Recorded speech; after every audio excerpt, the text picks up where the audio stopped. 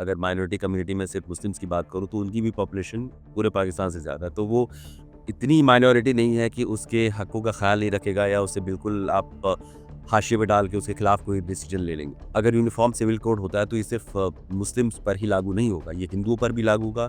हिंदुओं में बहुत सारी कम्युनिटीज़ हैं।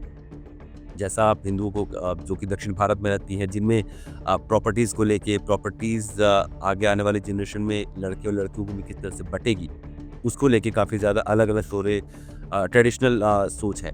तो उन सबको स्ट्रीमलाइन किया जाएगा। इस आसानी से आप एक बड़े शादी जैसे इंस्टीट्यूशंस को, जो शायद सोसाइटी का सोशल स्ट्रक्चर में सबसे बड़ा इंस्टीट्यूशन है, उसको एक आसानी से आप तोड़ सकते थे और उसको कोई लीगली चैलेंज भी नहीं कर सकता था। तो उसको अगर हटाया गया है, एक रिफ़ॉर्म लाया गया है, तो उसको सिर्फ़ रिलीजन में इंटरवेंशन नहीं देखना चाहिए। इसको वो जो 22 करोड़ जो मुस्लिम मैंने कहे और उसमें से शायद करीब 50% अगर महिलाएँ होंगी, जो करीब 11 करोड़ महिलाएँ बनती हैं, तो मेरा ख़्याल है उनके हक़ की भी बात होनी चाहिए। एक बहुत ही छोटा सेगमेंट है जो कि परेशान होता है इससे, वो है रिलीजियस ऑर्थोडॉक्स। उनको लगता है कि उन पे दख़ल हो रहा है, उनके जो जो जो कि उनका हिस्सा है, उस पे दख़ल हो रहा है। जबकि बात ये है कि आपको ये कहा जा रहा है कि सोसाइटी में सबकी रिस्पेक्ट करो, सबको इक्वल स्पेस दो, डिस्क्रिमिनेशन नहीं होना चाहिए और हर कुछ बाय लॉ होनी चाहिए। मेरा ख़्याल है अभी तक दुनिया के जो ह्यूमन राइट्स की किसी बहुत ही बड़े इंस्टीट्यूशंस बहुत ज़्यादा भारत पे सवाल उठाए नहीं अब।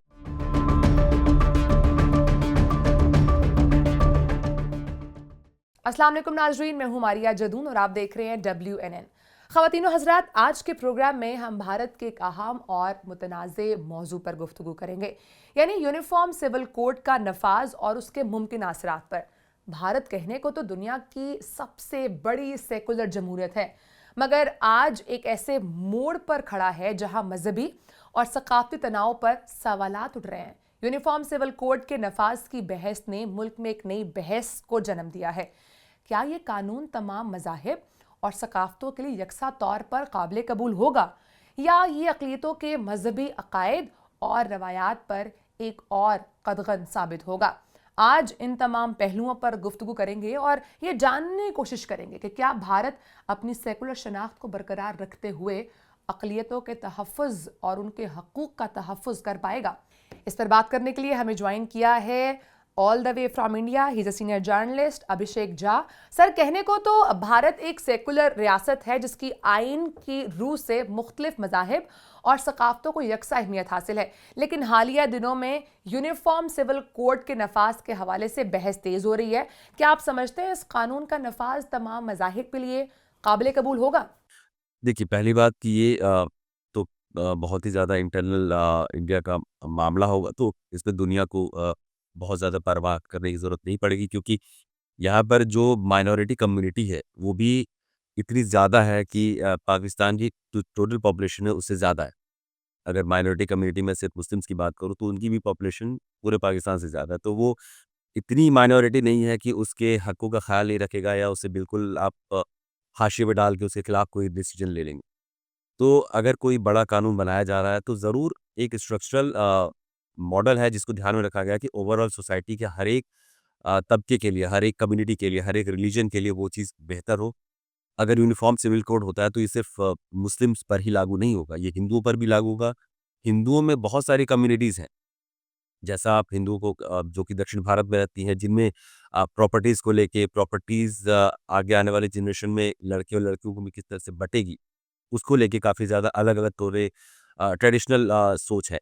तो उन सबको स्ट्रीमलाइन किया जाएगा, ट्राइबल लॉज़ हैं उनको इसमें इनबिल्ट किया जाएगा और एक तरीके से चाहे प्रॉपर्टीज़ बँटेंगी तो ऐसा नहीं है कि हिंदू फैमिली में सिर्फ़ बेटे और बेटियों को प्रॉपर्टी बँटेंगी। ऐसा होगा तो मुस्लिमों में भी बेटे और बेटियों को प्रॉपर्टी जाएगी, क्रिश्चियंस में भी जाएँगी। अगर जो चर्चेज़ हैं, जो जिनके पास बहुत पैसे होता है, अगर चर्च की प्रॉपर्टी को गवर्नमेंट कंट्रोल करती है या गवर्नमेंट उसके लिए कोई मैनेजमेंट लाती है, तो वो सिर्फ़ चर्चेज़ के साथ लिमिटेड नहीं होगा। जो हिंदू टेम्पल्स हैं, जो कि दुनिया के सबसे अमीर टेम्पल्स हैं, एक तरीके से कहें तो वहाँ पर भी मैनेजमेंट गवर्नमेंट करेगी। तो ये थोड़ा मुश्किल हो जाएगा कहना कि किसी पर्टिकुलर कम्युनिटी को टारगेट किया जा रहा है। अगर रिफ़ॉर्म्स होते हैं, अगर यहाँ पर जैसे गवर्नमेंट गैस की कनेक्शन बाँटती है, बिजली की कनेक्शन बाँटती है, तो ऐसा नहीं है कि बीच के 2 घरों को छोड़ दिया, अगले 3 घरों में वो कनेक्शंस जा रहे हैं या बीच के 2 घरों से कनेक्शन नहीं ले सकते। तो ये पूरी कंट्री में रिफ़ॉर्म करने की बात है और अगर इस पे ड्यू डिलिजेंस होगा लॉ का, जो इनपुट्स आएँगे या पोज़ीशन से इनपुट्स लाएँगे कि कहाँ फ़ेवर किया जा सकता है, कहाँ टाइट किया जा सकता है, इसे कहाँ थोड़ी ढील देने की बात है। तो ये एक अभी मल्टीपल डिस्कोर्स होगा, पूरे देश में इस पे बातचीत होगी और तब जाके ये कानून पास होगा और इसमें किसी भी कम्युनिटी को टारगेट करने की तो बात ही नहीं है। ये सोसाइटल चेंज है और बड़ी सोसाइटल रिफ़ॉर्म की बात है जिसको लेके सरकार आगे बढ़ रही है। सर कहिएगा, हिंदुस्तान की क़यादत जहां बैनुल-अक़वामी सतह पर पूरी ज़ार लगाकर सेकुलर रियासत होने का राग अलापती है, तो दूसरी तरफ जब से मोदी सरकार इक़्तिदार में आई है, मुसलमान, सिख, ईसाई और दीगर तमाम मज़ाहिब के खिलाफ कानून साजियां भी की जा रही हैं और आरएसएस की मां पर पॉलिसियों के जरिए अक़लियतों को दबाया भी जा रहा है। अब यूनिफॉर्म सिविल कोड के जरिए मजीद अक़लियतों के मजहबी अकायद पर कदगन लगाने की तैयारियां तो नहीं हो रही हैं कहीं? नहीं इसी बात की तरफ मैं आपका ध्यान लाना चाह रहा था कि ये अगर मुश्किलात होते, तो अव्वल तो ये चीज़ें आती ही नहीं। अगर 70 साल बाद कोई रिफ़ॉर्म लाया गया, आपको अगर मैं याद दिला दूँ तो जब 1956 में जो अम्बेडकर साहब थे, उन्होंने जब हिंदू मैरिज कोड लाया था, तो वो काफ़ी रिफ़ॉर्मिस्ट और काफ़ी प्रोग्रेसिव कोड था, हिंदू मैरिज बिल जो आया था और उसको लेकर उस वक़्त भी थोड़ी-सी मरमरिंग हुई थी कि क्या हिंदू मैरेजेज़ एक्ट में इस तरह का रिफ़ॉर्म लाना चाहिए या जो ट्रेडिशनल चले आ रहे हैं, वो चलते रहने चाहिए। तो फिर लॉ बनाया गया और आज 70 सालों में जब हम उसी चीज़ को अपने आस-पास देख रहे हैं, तो ये एक बार में इमेजिन करना भी मुश्किल हो जाता है कि जो तमाम गलतियाँ थी, तमाम जो डिस्क्रिमिनेशन था अगेंस्ट वुमेन जो कि मैरिज कोड्स में थे, जो प्रॉपर्टी के राइट्स वुमेन को नहीं मिलते थे, वो सब चीज़ें एक वक़्त पर थीं और सोशली एक्सेप्टेबल थी। अब अगर आप एक बेहतर सिचुएशन लोगों को देते हो सोचने के लिए मेरा ख़्याल है पाकिस्तान में भी 3 तलाक को बहुत ज़्यादा लीगल सैंक्टिटी नहीं दी जाती है। कई मुस्लिम जो मेजॉरिटी कंट्रीज़ है अरब में, उनमें भी 3 तलाक को लीगली नहीं माना जाता है। तो ये अपने आप में बहुत ही ज़्यादा अजीब था कि भारत जैसे देश में जहाँ पर एक सोसाइटी में आप लार्जली देखें तो इक्वल राइट्स की हम बात हमेशा करते हैं, वहाँ पर अ, इस आसानी से आप एक बड़े शादी जैसे इंस्टीट्यूशंस को जो शायद सोसाइटी का सोशल स्ट्रक्चर में सबसे बड़ा इंस्टीट्यूशन है, उसको एक आसानी से आप तोड़ सकते थे और उसको कोई लीगली चैलेंज भी नहीं कर सकता था। तो उसको अगर हटाया गया है, एक रिफ़ॉर्म लाया गया है, तो इसको सिर्फ़ रिलीजन में इंटरवेंशन नहीं देखना चाहिए। इसको वो जो 22 करोड़ जो मुस्लिम मैंने कहे और उसमें से शायद करीब 50% अगर महिलाएँ होंगी, जो करीब 11 करोड़ महिलाएँ बनती हैं, तो मेरा ख़्याल है उनके हक़ की भी बात होनी चाहिए। और उसमें से अगर उन महिलाओं के जो भाई या हस्बैंड या जो उनके बच्चे होते हैं, जब 3 तलाक किसी पर अदा होता है और जो उनको सफ़रिंग होती है उनके भाई, बाप या उनके बच्चों को, तो वो जो 11 करोड़ जो पुरुष हैं, उनमें से भी बहुतों का भला होता है इस तरीके के रिफ़ॉर्म से। तो ये सिर्फ़ अ, एक बहुत ही छोटा सेगमेंट है जो कि परेशान होता है इससे, वो है रिलीजियस ऑर्थोडॉक्स। उनको लगता है कि उन पे दखल हो रहा है, उनके जो जो जो उनका हिस्सा है, उस पे दखल हो रहा है। जबकि बात ये है कि आपको ये कहा जा रहा है कि सोसाइटी में सबकी रिस्पेक्ट करो, सबको इक्वल स्पेस दो, डिस्क्रिमिनेशन नहीं होना चाहिए और हर कुछ बाय लॉ होनी चाहिए। सर कहिएगा, भारत में अक़लियतों की हालत-ए-ज़ार को लेकर आलमी इदारों की जानिब से तशवीश का इज़हार भी किया जाता रहा है।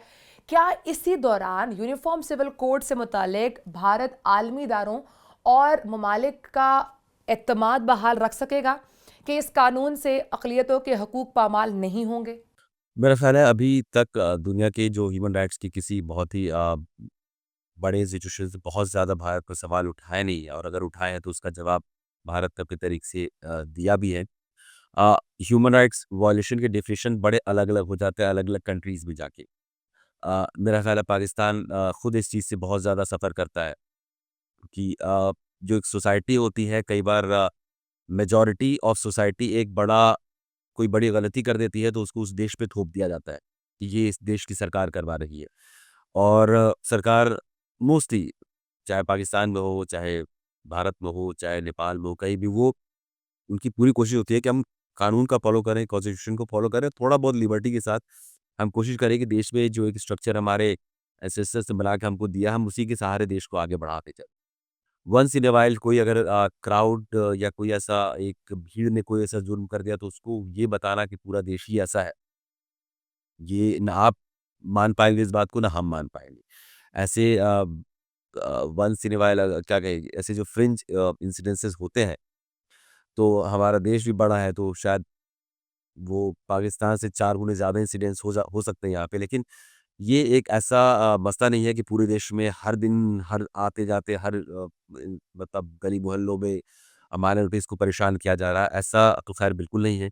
वन्स इन अ व्हाइल कोइंसिडेंट्स होते हैं, उसके लीगल रिकोर्स हैं, वो लोग अरेस्ट होते हैं, उन पे कार्रवाई होती है, वो लोग जेल में हैं। ऐसा नहीं है कि वो छोड़ दिए गए हैं या उनको एनकरेज किया गया है कि जाओ और परेशान करके आओ लोगों को। सर, बहुत शुक्रिया, आपने प्रोग्राम को टाइम दिया। नाज़रीन, भारत में यूनिफॉर्म सिविल कोड का नफाज एक हसास और पेचीदा मसला है। मौजूदा हालात में अक़लियतों की हालत और उनके तहफ़्फ़ुज़ात को नज़रअंदाज नहीं किया जा सकता। भारत का आइंदा का लाया अमल उसकी सेकुलर शनाख्त और आलमी सतह पर उसकी साख के लिए बहुत अहम होगा। नाज़रीन, अगले प्रोग्राम तक के लिए इजाज़त दीजिए। अल्लाह हाफ़िज़।